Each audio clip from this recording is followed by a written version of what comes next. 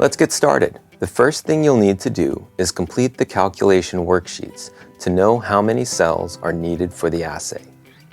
You'll need to know the amounts of saccharin, streptavidin-Z, and your biotinylated molecule. We made this easy, so just click the link in the description below and download the Excel workbook. Once you've done the calculations, we're ready to go into the cell culture hood. Now that we're in the hood, the first thing we'll do is number the plates. The first plate is your biotinylated molecule plus streptavidin-Z. The second plate is saccharin alone. The third plate is the control provided in the kit, either blank streptavidin sap or biotinylated IgG sap.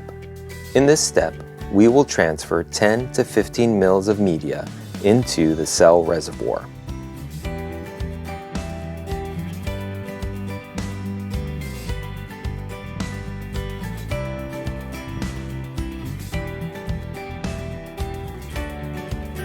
Use the plate template that came in the kit. Place it underneath the plate. This will serve as your template when you are adding material to the plate. Then, transfer 100 microliters of cell media to the exterior wells of each plate.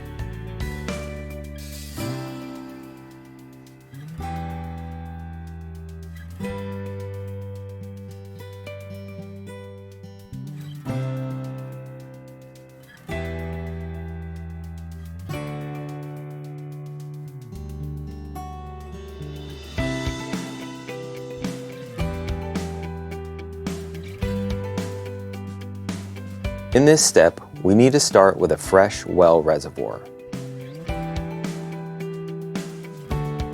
Then, briefly vortex the cell suspension solution.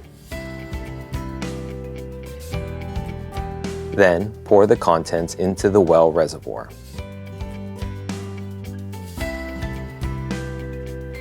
Then, we will transfer 90 microliters of the cell suspension solution into each of the interior 60 wells of the plate.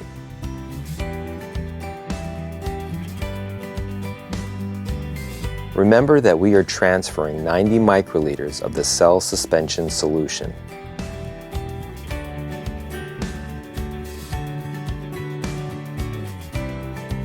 When that step is completed, discard the tips. Replace the lid. Now we are ready for the next plate. Alright, so the next step is we'll need to transfer our cells to the appropriate growth conditions and allow them to acclimate overnight. For these particular cells, we use 5% CO2 and 37 degrees Celsius.